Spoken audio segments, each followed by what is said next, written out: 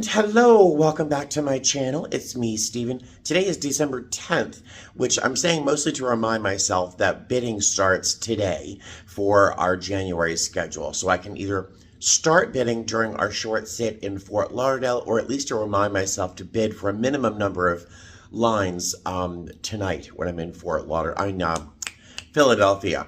We have a reduced number of lines next month because it's January. Most of the holiday travel is over. People are settling in. So there's a little less flying in January. So it's all the more important to bid strategically in January. So for January. I've got about 15 minutes before I have to head downstairs for the shuttle. I'm having a little snack, making sure my watch is charged a little bit, making sure my device is up to date. Yeah, it's a good morning. The weather is, and I still can't open this curtain. It's kind of gross, but it stopped raining. That's good. All right, so I will see you probably next in Fort Lauderdale during our short sit. We've got a 2-hour and 14-minute sit, something like that. So I'm just thinking as an opportunity to grab a cup of coffee and maybe something more substantial to eat for lunch. I'll see you there. Just arrived in Fort Lauderdale. I got some rice and beans to kind of hold me over until we get to Philadelphia. And then down here, I've got 2 chicken empanadas I'll have for dinner once I get in Philly. The airport's pretty busy. And it's a beautiful night in Philadelphia. Doesn't this look great? We just got to the hotel and found the crew room. It's very nice. There's beverages, sodas, waters, coffee machines, a microwave. Some snacks over there. I suspect there might be more offerings earlier in the day. But look how nice this is. There's a pool table. Yeah, this is a very nice crew room. Alrighty, so I just got in my room. Bathroom's very nice. Nice big counter. I don't remember staying in this hotel. I don't remember the last time I stayed here. I also don't remember the last time I've ever had a full-size mattress in my room. It's always been a queen or a king size. I don't remember ever having a full-size mattress, but I'm by myself, so it doesn't really matter. Nice desk, coffee machine. The view out the window, it's a little misty outside, but you'll see that. I'll show you that tower tomorrow. It's very pretty. It's a lot of great architecture around here. There's a big parking garage over there. And I think these are residences. I think across from me are, these are people's homes. Now, I look like a pervert looking in at their house. Could never live there. I most often don't wear a lot of clothing, if any. Actually none, when I'm at home. So I certainly wouldn't want to be living there where people can just look across the way at me in my birthday suit. Very nice day today. We had a bit of a sit that felt very long in Fort Lauderdale, but that was an opportunity to grab a drink and something to eat. I'm going to eat 2 chicken empanadas. I just heated those up in the crew room downstairs. And then I'm going to settle into bed fairly soon. We have 32 hours, I think, here in Philadelphia. It's very wet outside, and it's supposed to rain a lot tomorrow. So if there's a museum nearby, and I think the Rocky steps, the steps that Rocky climbed and raised his arms and all that stuff, I think that's nearby. So I might check that out tomorrow. But this evening, I'm going to settle in with my empanadas, maybe pull out my laptop, and I'm going to look through the questions or the comments in my comment section that I have not answered or replied to, looking for at least one little morsel of some information that would be worth sharing with you and making it this experience, watching this video today, somewhat worthwhile. So I will talk to you in a moment or two. Before I do, I have to give a shout out to Motor City Judy. She just lost her Chihuahua. I think his name was Chucky. And I just feel so heartbroken. I am so sorry, sweetheart. I can't imagine. I just can't imagine. I remember how difficult it was when Claire passed, but my brain has sort of cordoned off the worst of the pain there. It pops back once in a while, but I just can't imagine to see how difficult this time is when it's so fresh. Know that I'm thinking about you. Know that I love you.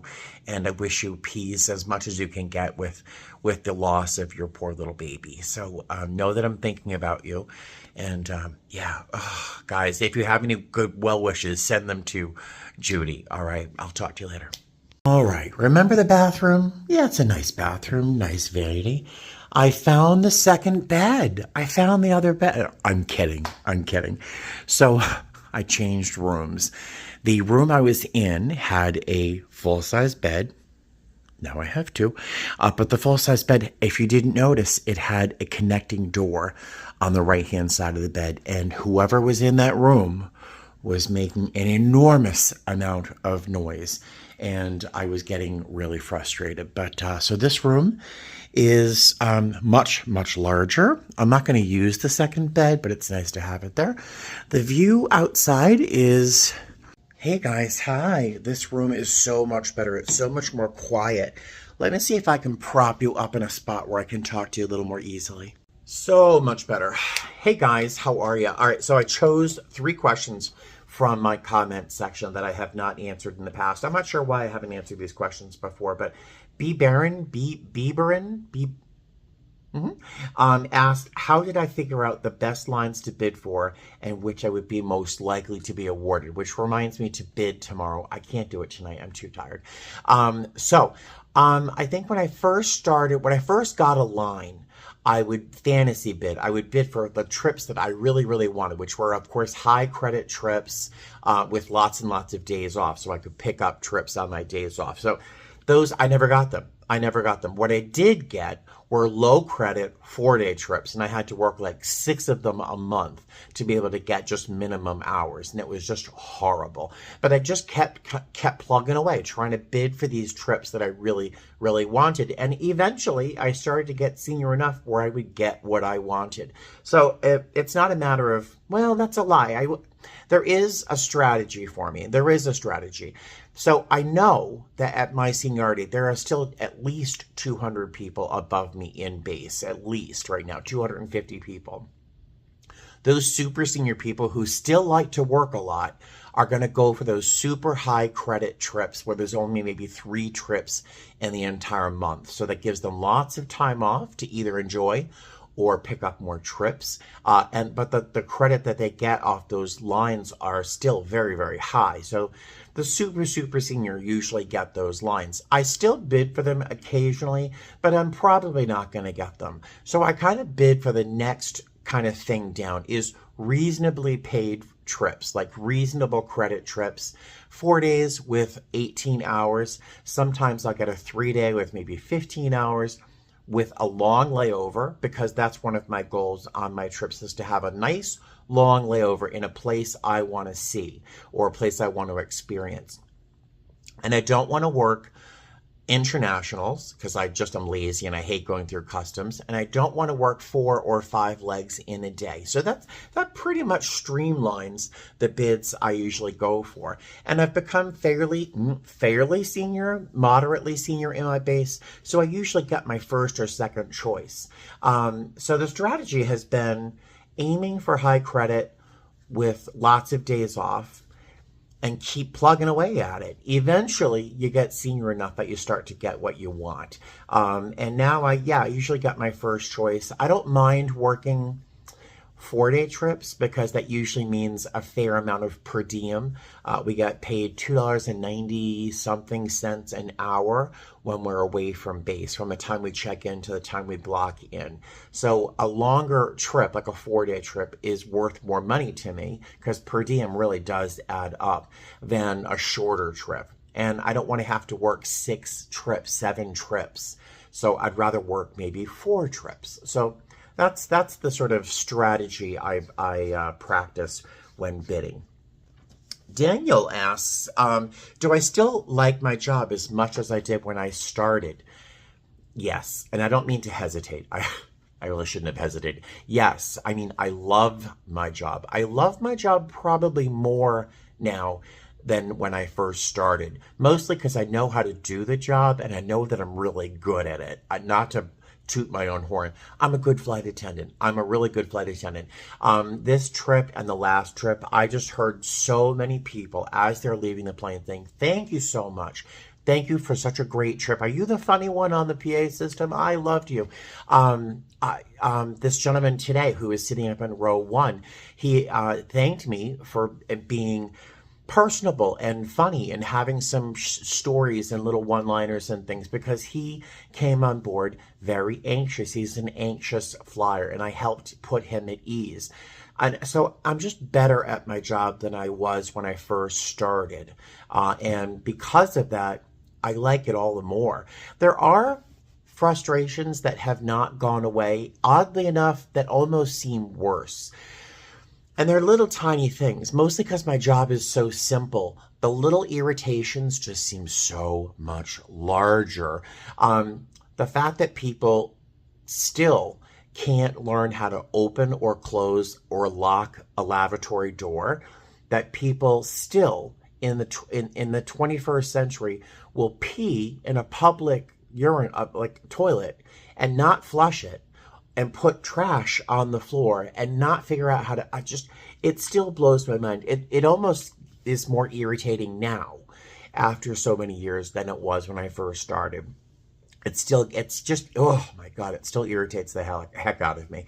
What else is really still irritating? I think when passengers, in particular passengers who are not steady on their feet, say someone who came on board in a wheelchair, that those people, for some reason, are always the ones that seem to get up when we're experiencing turbulence and they need to stay in their seat. Those are almost always still the same people who get up to use the bathroom. And it's not like I'm on a power trip and I want to control them. I just worry for their safety. You know, there are people who should not be walking around an airplane when it's doing this. So there are still things that really bug me, that almost bug me more than I used to. But as a whole, I love my job more than I did when I first started. And I mean, what a blessing. Who can say that? Who can say that in their lives? But let's see. Oh, he also asked, there were two parts to his question. Are there other airline positions I would consider?